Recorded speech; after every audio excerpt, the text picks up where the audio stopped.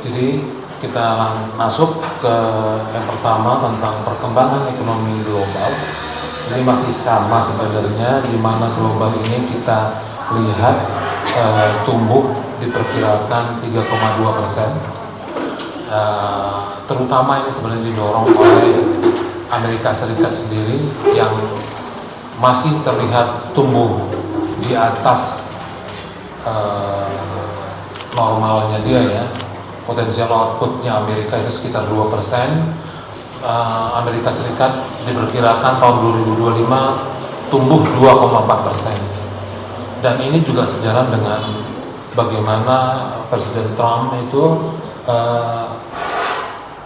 kebijakan-kebijakannya yang mengutamakan pertumbuhan Amerika gitu ya, dengan beberapa kebijakannya diantaranya tentunya tarif yang kita tahu makin tinggi, termasuk dari Cina, Eropa gitu ya, termasuk negara tetangganya Kanada gitu.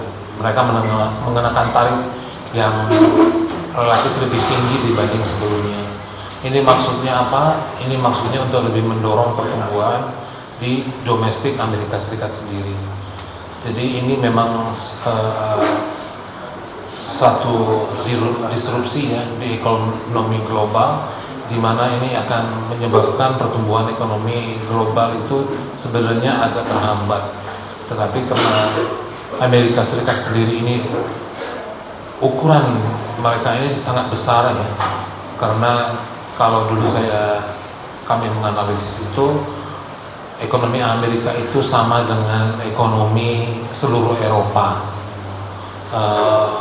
Dan ekonomi Amerika itu bisa dibilang Jepang plus Cina gitu. Jadi memang besar sekali Amerika Serikat ini.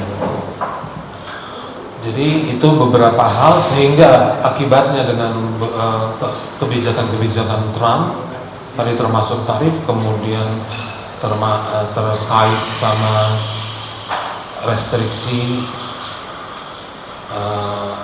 pergerakan tenaga kerja ya, mereka sangat mengurangi lah, intinya mengurangi tenaga asing gitu ya di sana, sehingga lapangan kerja terbuka luas bagi masyarakat Amerika. Termasuk salah satu yang terakhir adalah sekarang tidak lagi kalau orang lahir di Amerika itu tidak mendapat kewarganegaraan. Kalau dulu itu pasti gitu, kalau sekarang tidak dibolehkan gitu. Akibatnya apa? Itu tadi ketidakpastian itu meningkat ya. Ketidakpastian meningkat, kemudian juga kinerja US dollar ya itu semakin tinggi. Nah, ketidakpastian ini juga mendorong, seperti kita ketahui, harga emas itu sekarang sangat tinggi, 1.400.000 per gram kali ya. Bahkan itu kemarin saya baca analisisnya bisa sampai 1.800.000, 1.900.000 secara rata-rata tahun 2025. Jadi kemungkinan di tahun 2025 ini ya masih banyak terjadi adjustment sehingga tadi harga emas itu bakal naik gitu ya. Kalau mau investasi jangka pendek mungkin bagus juga membeli emas. Kemudian juga Federal itu hanya pada bulan Januari dia menurunkan suku bunganya 25 basis point, sehingga total dari 2024 dan Januari 2025 itu turun 1%. Jadi ke depan ini masih tetap tinggi ya, tidak ada rencana Federal Reserve untuk menurunkan suku bunga, sehingga suku bunga tinggi ini masih akan kita rasakan gitu ya. Jadi ini dampaknya beberapa, karena penurunannya itu terutama di Amerika Serikat itu sangat dipengaruhi oleh inflasi yang terjadi di Amerika yang masih sulit diturunkan, sehingga Federal Reserve itu bertahan untuk tetap tinggi. Jadi dia itu sekarang berapa ya, mungkin sekitar 5, sekian gitu ya. Jadi hanya turun 1% dibanding sebelumnya. Nah, ini juga menjadi tantangan ke depan di ekonomi global, menyebabkan tadi ini kita tidak pasti. Amerika Serikat sendiri masih terlibat perang dagang dengan Cina dan semakin menjadi-jadi gitu ya. Bahkan saya baca itu tidak boleh mengekspor graphic processing unit gitu ya, GPU ke Cina, karena itu kemarin yang terakhir DeepSeek gitu ya, lawan ChatGPT itu ternyata lebih tidak efisien dibanding DeepSeek, sehingga Amerika mulai nih khawatir gitu ya. Ternyata teknologi Cina ini berkembang pesat, walaupun ya memang diakui oleh DeepSeek sendiri, mereka itu menggunakan chipnya Amerika, Nvidia, walaupun mungkin dari mereka generasi sebelumnya yang masih dibuka pintu impornya, namun itu tadi akhirnya Amerika kembali melarang lagi gitu ya, generasi yang sebelumnya itu tidak boleh. Untuk tadi ini mungkin ujung-ujungnya tetap uang ya, tidak ada ceritanya politik, nggak ada ceritanya mungkin national security, tetapi bagaimana bisnis bisa berkembang lebih kuat di Amerika. Nah, itu yang terjadi di global, dan kita masuk ke domestik gitu ya. Di tahun 2024 pertumbuhan kita itu tercatat 5,03. Ini masih sangat baik ya, masih tumbuh di 5,03 karena negara-negara lain, dia negara-negara berkembang ini masih sulit ya tumbuh dengan baik gitu ya.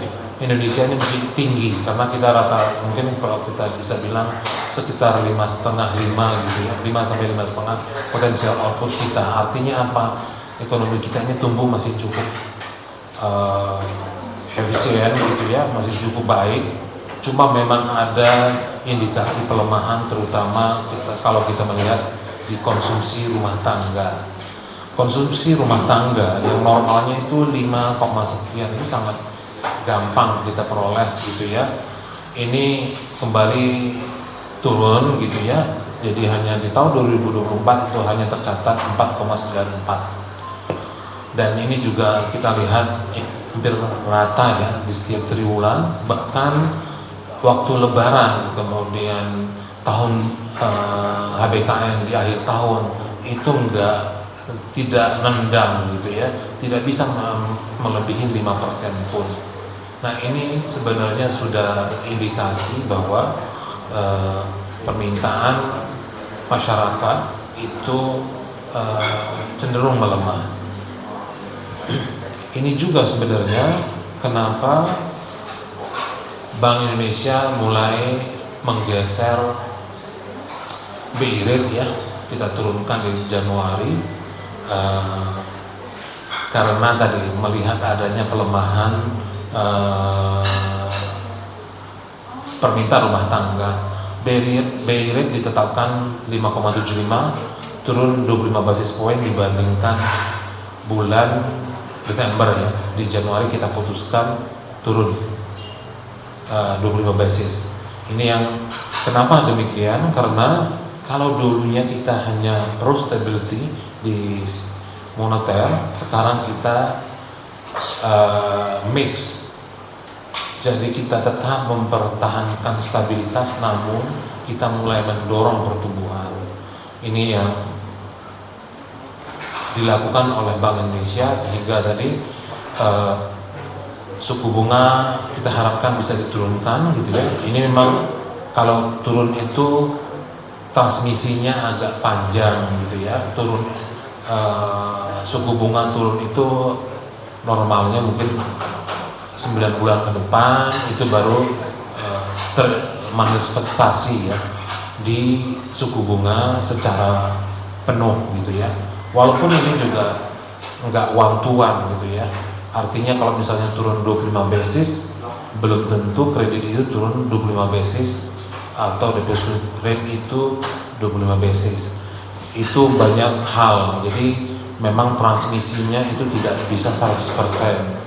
Ada selain time lag itu ada masalah transmisinya itu yang sebenarnya tidak harus sempurna ya. Normal sebenarnya hal ini terjadi karena umumnya itu sangat dipengaruhi oleh kejadian-kejadian yang setelah ditetapkan turun gitu ya. Kan tadi 9 bulan baru efektif. Jadi dalam 9 bulan itu tentunya banyak kejadian-kejadian yang kalau di ekonomi dikatakan itu shock gitu ya, shock kecil gitu sehingga mempengaruhi itu. Nah ini upaya yang kita lakukan di Bank Indonesia, bagaimana kita terus mendorong pertumbuhan ekonomi karena tadi ada indikasi melemahnya permintaan masyarakat. Ekspor sebenarnya masih cukup baik gitu ya, masih surplus gitu ya. Kemudian nilai tukar kita juga masih relatif terdepresiasi, tapi masih relatif tidak terlalu tinggi gitu ya, masih cukup baik dibanding negara-negara lain. Negara-negara lain juga banyak yang mengalami depresiasi ya. Nah ini kita harapkan ini tetap bisa stabil sehingga tentunya di 2025 ini pelaku industri manufaktur, dunia usaha intinya bisa melakukan kalkulasi bagaimana mereka mengembangkan bisnisnya. Ini yang penting sebenarnya di negara-negara berkembang, emerging market, bukan level tapi volatility istilahnya. Kalau itu sangat bisa naik turun gitu tinggi sekali ininya, simpangannya itu menyebabkan orang menjadi sulit untuk berencana sebenarnya. Contohnya gitu ya, kendaraan bermotor ya, mobil misalnya, dia misalnya mau naikkan 5%, tapi tiba-tiba dolar rupiah melemah, kita katakan 6%, itu berantakan hitungannya mereka. Atau tiba-tiba menguat, saingannya menjadi lebih lebih menarik secara harga. Nah ini yang sebenarnya sangat mempengaruhi itu tadi volatility-nya, sehingga industri manufaktur maupun dunia usaha lain itu bisa melakukan perencanaan secara baik. Inflasi ini masih sangat rendah sebenarnya di tahun 2024. Kita tahu 2024 itu di bawah titik tengah target gitu ya. Dan di awal tahun ini pun masih rendah sebenarnya.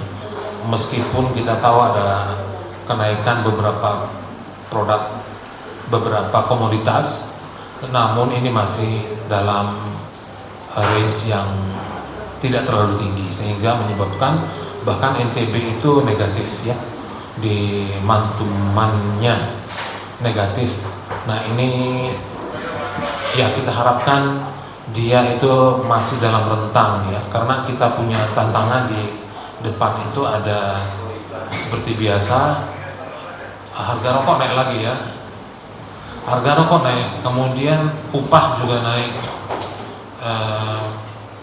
kemudian ada program pemerintah yang lain gitu ya, akan mempengaruhi inflasi. Kedepan kita harapkan ini masih dalam range karena kita sudah lakukan estimasi, ini tidak terlalu signifikan dalam mendorong inflasi sehingga bisa di luar dari target range target ya.